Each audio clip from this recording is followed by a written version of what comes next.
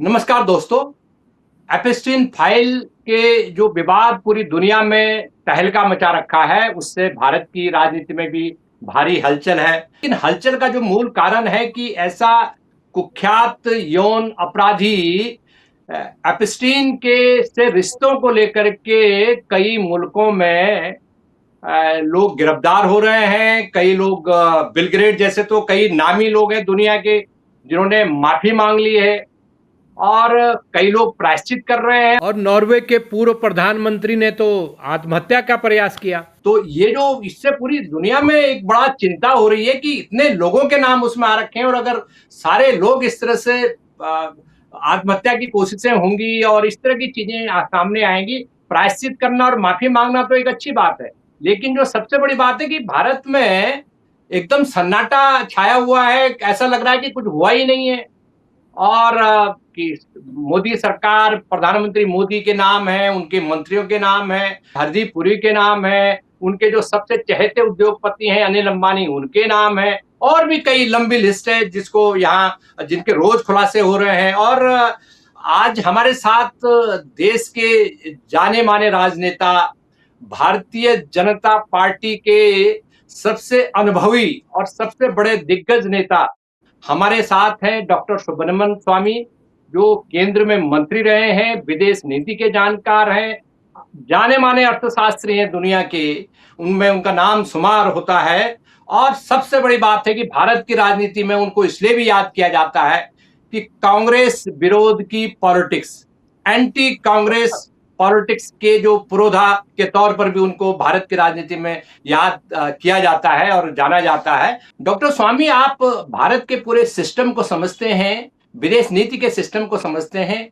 क्या ये जरूरी था मोदी जी के लिए कि ट्रैक टू अमेरिका के साथ या इजराइल के साथ जो ट्रैक टू करना है, रिश्ते सुधारने हैं, पर्दे के पीछे करना है, लॉबी का इस्तेमाल करना है? क्या जेफरीन एपिस्टीन जैसा कुख्यात बदनाम यौन तस्कर, क्या वही रह गया था? कोई और आदमी नहीं मिला था? आप तो भारतीय जनता पार्टी में हैं, आप तो सब जानते थे पूरे सिस्टम को। क्या कहना है सर आपका, डॉक्टर स्वामी? जी, इसमें पहले तो मैं ये कहूँगा कि मोदी जो हैं, वो जो चीफ मिनिस्टर थे, उसके पहले वो प्रचारक थे। जी। बाद में बीजेपी का भी एक नुमाइंदा बने। इन सब में इनकी जो महिलाओं के साथ दुर्व्यवहार, वो सब जानते थे हम। जी। और एक तो अमेरिका को भागना पड़ा उनको, उतना तंग आ गई थी। जी। तो हमारी गलती थी कि भाई ये पर्सनल मैटर है, ये ठीक हो जाएगा। उल्टा ये और भी बुरा हो गया। जो बुरा हुआ है वो तो अभी धीरे धीरे पता लग रहा है कि ये एप्स्टीन जी ने जो किया है, उसमें इन्होंने, हो सकता है कि हमारी सदा जी जो मिनिस्ट्री में हैं, उन्होंने उनको वहाँ धकेल दिया या उनको खींच के ले गए, परंतु इनको वहाँ जाकर ये ऐसा जुड़ना और उसकी फोटोग्राफ्स लिया जाए, और ये सारी चीज़ें इन्होंने विदेशों में किया। अनेक देशों में उन्होंने किया। तो ये सारी चीज़ों की डॉक्यूमेंट्स अभी बन रही है, पूरी बनी नहीं है। और मैं समझता हूँ कि मार्च और मई के बीच में, इन 2 महीनों के बीच में मोदी को तो इस्तीफा देना होगा, ऐसा मेरी मैं सोचता हूँ कि उनके लिए मुश्किल रहेगा इस पार्लियामेंट में रहने के लिए और प्राइम मिनिस्टर बनने के लिए। सर ये बताइए कि इस्तीफा आप कह रहे हैं कि इस्तीफा देना होगा। मोदी जी के जो उनके जो भक्त हैं, वो तो कहते हैं साहब इस्तीफे का कोई सवाल ही नहीं उठता। अगर उनको इस्तीफा, तो बड़ी बड़ी मुश्किलें आई, उन्होंने इस्तीफा नहीं दिया। इसमें इस्तीफे का क्या कारण है? इसमें तो ये जो पार्लियामेंट में तो इश्यू ही नहीं उठने दिया उन्होंने। ये कैसे आप कोई डेडलाइन आप कैसे फिक्स कर रहे हैं कि डेडलाइन? आपने तो पहले भी एक बार मुझसे बातचीत करते हुए कहा और कई जगह आपने कहा कि मई तक इनको जाना होगा। ये डेडलाइन कब से पता थी आपको? ये डेडलाइन कैसे रख रहे हैं आप? ये तो इस्तीफा देते ही नहीं है। नहीं, देखिए, इस्तीफा जब देश के अंदर का सवाल था, उसमें वो उसको टाल के गए।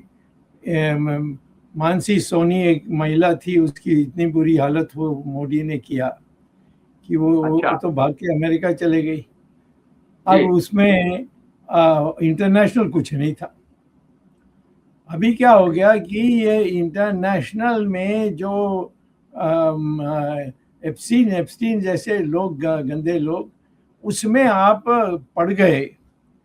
जी। ये धीरे धीरे आ रहा है।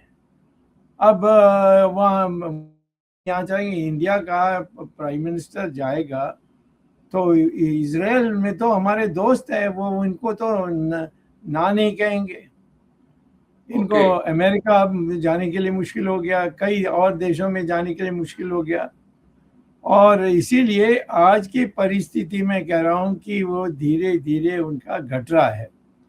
और अच्छा। मैं चाहता हूँ कि हमारी पार्टी के हित में, ताकि जी। हम बदनाम ना हो जाएं। वैसे कांग्रेस पार्टी पहले से बदनाम हुई है, इसीलिए तो हार के यहाँ एक एक कोने में गिरे। तो जी। उससे बुरा नहीं होना चाहिए, इसके लिए हम आज हमें सबको सोचने की आवश्यकता है। आप हार्वर्ड में सर प्रोफेसर रहे हैं और आपने पूरी दुनिया के जो कूटनीति है, पूरी दुनिया की इकोनॉमी है, उसको सर आपने बहुत करीब से समझा है। सर ये बताइए कि हमारा जो फॉरेन ऑफिस है, आप जानते हैं फॉरेन ऑफिस सारे हमारे दूतावास हैं, हमारे पास एक से एक ब्रिलियंट आईएफएस ऑफिसर्स हैं, क्रीम है हमारे पास। और आपने देखा, आपने तो डील किया हमारे आईएफएस ऑफिसर से।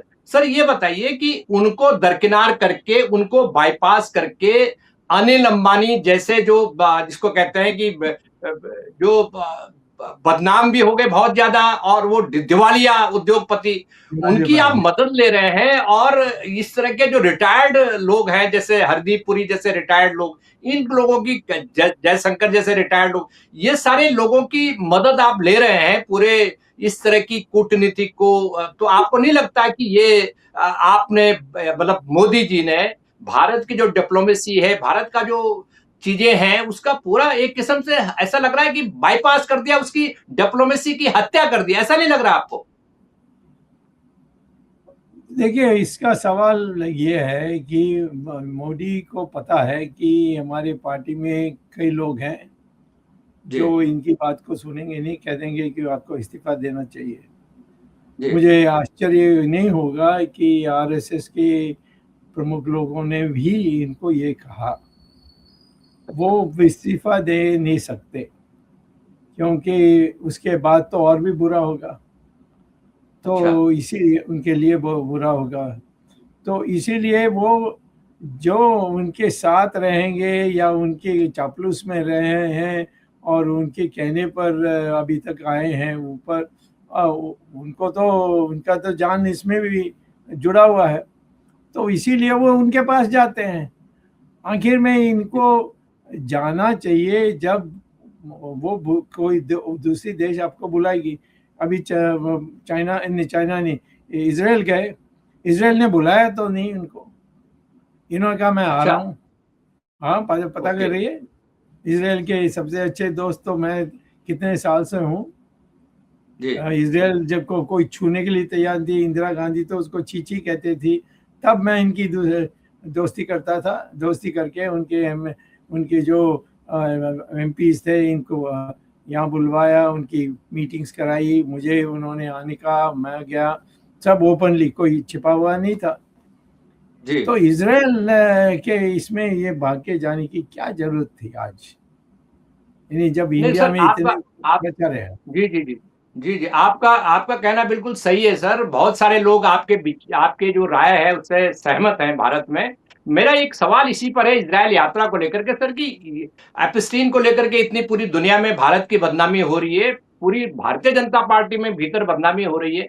ये जो टाइमिंग है सर, ऐसे मौके पर, जबकि वहाँ इज़राइल और ईरान और अमेरिका, वहाँ इतना टेंशन चल रही है, वहां बिन बुलाए मेहमान के तौर पर जाने जाने की ऐसी क्या मजबूरी थी? जैसे आपने कहा कि इनको तो बुलाया नहीं तो खुद ही गए, तो क्या मजबूरी है सर इसके पीछे? ऐसा क्या हड़बड़ी थी? क्या और कोई काम नहीं है इनके पास कि अमेरिका जाना है, ये टाइमिंग को लेकर के सर? ये बताइए कि जो एप्स्टीन है वो जी। कौन से ये यानी वो तो जू जू हैं, वो यस। माने जो इजरायलीज हैं, जी, जी। और इजराइल इजराइल से साथ उनकी बहुत अच्छी संबंध रही है। जी, अब वो जेल में जाकर मर गए। तो जी, मैं ये कहता हूँ कि इजराइल से जाने के लिए एक ही कारण था जी। कि मुझे बचाओ। उन्होंने सुना ओके। होगा और वापस आ गए। इसराइल तो कुछ कर नहीं सकती क्योंकि वहाँ का जो विपक्ष नेता लोग हैं वो हमारे देश के जी, विपक्ष नेता जैसे नहीं है। वो ओके। इनकी चमड़ा उतार देंगे सरकार की यदि जी, जी, वो कहेंगे कि भाई इसको कुछ मत करो, इसको इसके बारे कुछ डिटेल्स मत दो। इस प्रकार से जो जिसके लिए वो गया था, इससे हमारी जी। एक दयनीय स्थिति पैदा हो गई मोदी की। हमारे ओके। देश इतने महान देश, हमारी जो रामायण और महाभारत में से जो आपको ये पता लगता है, ये हम कभी किसी की भूख नहीं मांगते हैं, कभी गलती कहें तो बस, और नहीं किया तो लड़ाई। जी। इनको ये नहीं कर सकते, ये इधर भाग रहे हैं उधर तो भाग रहे हैं। ट्रम्प तो उसको मानता नहीं है, वो तो उसको नीच ओके, समझता है। तो ओके। और चाइना और रशिया तो हंस रहे हैं, मजा कर रहे हैं ये सारी चीजों में कि हमारे देश लेकिन की सर दुर्दशा जी, जी, हुई जी। है। मोदी चिपकते जी, जी। हुए दो बार पार्लियामेंट में जीतकर और प्राइम मिनिस्टर बने। उसको फिर उसके जी, बाद चले जाना चाहिए था, और तीसरा जी। टाइम भी गया। ये नहीं कि सब लोगों ने कहा कि नहीं नहीं तुम्हें होना, आरएसएस विरोध में था, हम सब लोग विरोध में थे, परंतु उन्होंने चंद्रबाबू नायडू और क्योंकि इनका मेजॉरिटी भी नहीं बनी थी, तो चंद्रबाबू नायडू और जो बिहार के हैं उनको लेकर के इसने सरकार बना ली। ये सरकार जी, तो जी। बीजेपी का तभी नहीं है ना। कि आपने कहा कि बहुत चिंता है बीजेपी के अंदर भी और आरएसएस के अंदर भी। ये लोग जब आते हैं, मैं नाम मुझे मैं नाम नहीं पूछूंगा कि कौन-कौन आते हैं। लेकिन सर ये बताइए कि उनकी चिंता का असली कारण क्या है जो आपको प्राइवेटली आपसे बताते हैं और बीजेपी नहीं नहीं, वो तो बिल्कुल उनके दिमाग में साफ है का कि केंद्र बिंदु क्या होता है सर? नहीं, हमारी पार्टी की बदनाम हो रही है ये, परंतु वो खुद नहीं कर सकते क्योंकि वो अनुशासन में जी, इतने सालों से रहे हैं। वो समझते हैं मैं कर सकता हूँ। जी, मैंने कहा मैं कितना कर सकता हूँ, मैं तो बोल सकता हूँ बस, दैट्स। इन्होंने तो मुझे किनारे करके रखा है। और जी, यानी जो पार्टी में इनकी जो पावर है उसको, उससे उसने बिल्कुल अकेला कर दिया। एक ज़माने में जब मैं गुजरात आता था आम सभा करने के लिए, मोदी आता था एयरपोर्ट। रेलवे स्टेशन में मुझे लेने के लिए, मेरे बैग को उठा के, और वो हालत थी। अब मुझे पहचानता भी नहीं है वो। तो ऐसे व्यक्ति के साथ वो कुछ नहीं कर सकते, मैं अकेला क्या कर सकता हूँ। तो लेकिन सर ये क्या बीजेपी के भीतर से आपको लग रहा है कि जब बीजेपी के भीतर से ही आवाज नहीं उठेगी तो इनका इस्तीफा कैसे होगा? आवाज तो नहीं बीजेपी के नहीं भीतर से उठनी चाहिए ना? नहीं, आवाज नहीं उठ रहा है, या ऐसा मैं नहीं कहूँगा। फुसफुस तो बहुत अच्छा। हो रहा है। ओके। कभी ये आने वाले दिनों में हो सकता है मई तक विस्फोट हो, क्योंकि ये ओके। अमेरिकन तो छोड़ेंगे नहीं। अब अच्छा। देखिए आज उसकी बारे कुछ नहीं हो, कोई को कहता था इसने किस लड़की के साथ क्या अन्याय की हमारे देश में। मानसी सोनी का हमने एग्जाम्पल दिया, और भी लोगों जी, का है जिनकी देहांत हो गई। तो ये सारी के में किसी ने कुछ बोला नहीं। अब तो ये इंटरनेशनल हो गया, तो क्या अच्छा। करेंगे हम। और चुनाव होगी तो लोग नहीं, राहुल गांधी मैं जानता हूँ कि कितना गंदा आदमी है। उसके अच्छा। उसके कई चीज़ों को मैंने उठा करके केस भी डाली है। अभी तक उसकी सुनवाई नहीं होने के लिए मोदी के सरकार ने इन्हें ऐसा दबा के रखा है कि नहीं आज नहीं हो सकता, कल नहीं हो सकता, कोर्ट में चल ही ना रहा है। तो आप ये समझिए कि हमारे देश में रामायण और महाभारत पढ़ के यही है कि आखिर में सच जीतता है और निराश नहीं होना चाहिए। और निश्चित तौर पर मैं कहता हूँ कि मोदी की जो अब प्राइम मिनिस्टरशिप है वो जाने वाली है। हो सकता है 4 महीने, 5 महीने, 7 महीने, मैं नहीं कह सकता, परंतु इस साल में निश्चित तौर पर वो प्रधानमंत्री नहीं रहेंगे। सर ये बताइए सर कि ये देखिए, आपने अभी कहा कि जो अमेरिका मोदी के पीछे पड़ा हुआ है, अमेरिका मतलब मौके का इंतजार कर रहा है, पूरी उनको मोदी के खिलाफ पूरी तरह ये वहां जा नहीं सकते, इसलिए वो इजराइल गए।